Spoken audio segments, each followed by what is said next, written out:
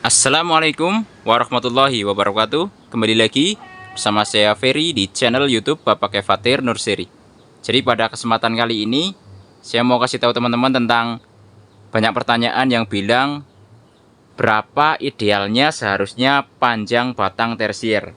Ya, jadi di sini mudah-mudahan video saya yang singkat ini bisa sedikit bermanfaat buat teman-teman di rumah. Jadi yang namanya percabangan anggur ya, kalau teman-teman bicara tersier atau cabang yang kita ini memang bertujuan untuk membuahkan di batang tersier ya, seperti ini contohnya. Ini adalah varian anggur Taldun. Ini adalah pembuahannya melalui cabang tersier ya, yang dibentuk dari tunas air ya. Ini sudah mulai muncul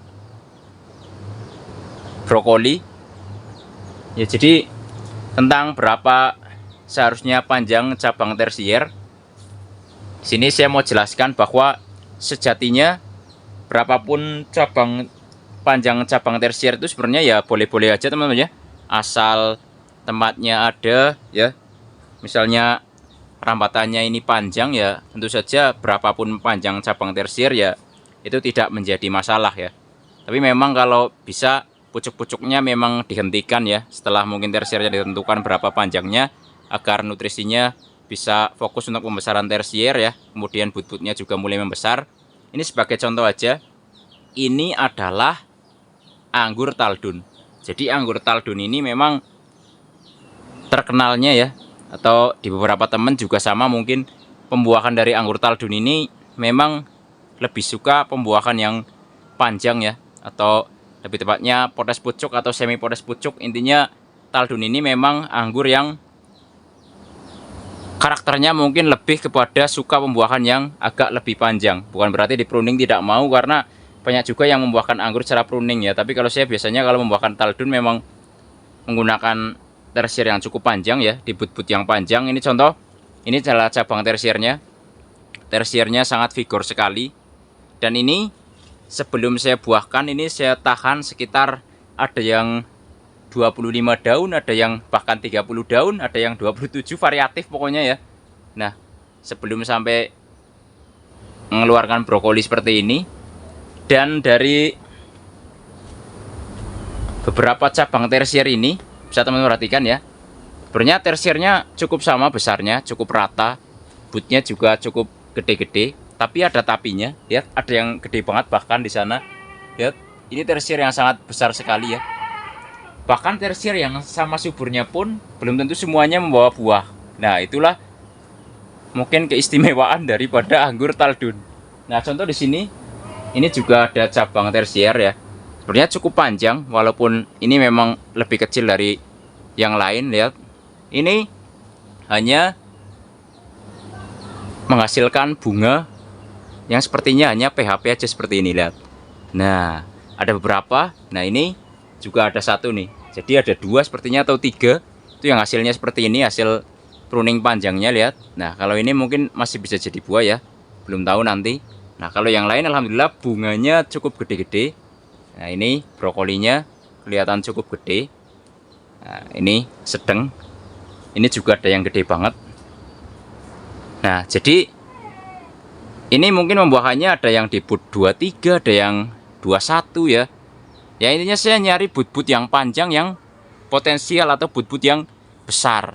Nah, ini pun hasilnya tidak semua membawa brokoli ya. Ada yang zong istilahnya, atau tidak membawa bunga sama sekali, hanya bunga-bunga PHP. Jadi ini semoga bisa menjawab pertanyaan tentang berapa seharusnya panjang cabang tersier. Jadi mungkin buat teman-teman yang baru mulai menanam anggur, alangkah lebih baik cabang tersiernya memang kalau bisa sepanjang mungkin selama tempatnya masih ada. Kenapa? Karena banyak keuntungan dari kita membentuk percabangan yang tersier yang cukup panjang. Nah, pertama, di sini saya mau jelaskan ya. Karena tidak semua perkembangan atau pertumbuhan anggur ya, di tempat saya atau tempat teman yang sama-sama mungkin tanam Taldun itu, pertumbuhannya pasti akan berbeda-beda. Jadi akan mendapatkan kualitas tersier dan kualitas bud yang akan berbeda-beda. Tapi dengan kita memanjangkan cabang tersier, otomatis kita banyak opsi dengan mempunyai banyak bud-bud potensial atau bud yang besar di sepanjang cabang tersier tersebut. Jadi teman-teman bisa benar-benar mencari bud-bud yang potensial untuk dibuahkan. Mungkin bukan, walaupun ini spesifiknya ke Taldun, tapi semua jenis insya Allah bisa dengan cara seperti itu. Justru semua jenis ini kalau tersiernya cukup panjang, jadi banyak opsi untuk membuahkan anggurnya ya di bud-bud yang diinginkan. Jadi bukan cuma Taldun ya, semua jenis malah justru bisa. Walaupun banyak jenis yang genjah dibuahkan di bud yang pendek pun pasti membawa bunga, tapi yang genjah tersebut pun kalau dibuahkan di bud yang panjang, pasti hasilnya juga akan mendapatkan buah yang lebih potensial untuk membawa buah ya. Bukan menghasilkan seperti ini misalnya. Nah ini, hasilkan bunga PHP seperti ini. Nah, jadi sebenarnya terserah aja, silahkan. Kalau teman-teman udah yakin kalau jenisnya genjah sih, tersiernya seperti biasa ya. Kalau saya seperti ini contohnya, kalau anggur-anggur yang sudah biasa saya tanam dan sudah yakin genjah sih seperti akademik contohnya, Gosvi ya. Ini sih saya batasi 20 atau 25 daun pertama pembentukan. Ini udah yakin bisa ya. Karena pembuahannya juga tidak terlalu panjang banget. Bud 9, 10 pun mau. Kalau jenis-jenis Gosvi atau jenis akademik ya. Kalau enggak Ninel itu juga mudah juga buahnya, dan banyak juga ya di sana kayak Tran dan lain-lain. Nah, tapi kalau mungkin teman-teman masih ragu dalam misalnya membuahkan anggur yang pertama dan baru punya beberapa varian anggur, mungkin untuk panjang cabang tersiernya bisa dimaksimalkan sepanjang mungkin ya. Nanti teman-teman bisa memiliki banyak opsi untuk membuahkan anggur di bud-bud yang potensial atau gede-gede. Nanti hasilnya jauh lebih potensial. Nah, di sini saya kasih contoh. Ini adalah anggur Basanti. Nah, ini anggur Basanti. Ini pohonnya ya. Nah, ini tersiernya. Tersiernya sudah mulai banyak, sudah mulai panjang-panjang. Nah, ini belum saya lakukan Excel break ya. Ini mau saya maksimalkan dulu percabangannya. Mungkin nanti bisa sekitar 25 atau 30 daun dulu biarin. Karena masih ada tempatnya juga, masih panjang juga ya. Ini nanti saya baru Excel break ya. Nah, dengan begini nanti kan saya punya banyak opsi untuk membuahkan anggur Basanti ini. Anggur yang baru saya punya juga.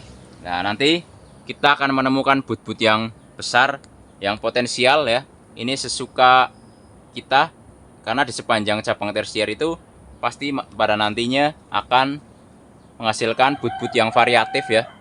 Ada mungkin yang dari tidak terlalu panjang sudah budnya gede-gede udah kelihatan, ada juga yang nanti di dekat-dekat ujung baru kelihatan. Inilah makanya sebenarnya tidak ada aturannya juga, tapi untuk memaksimalkan agar tersiernya cepat terbentuk memang dengan cara membatasi laju percabangan cabang tersier tersebut ya.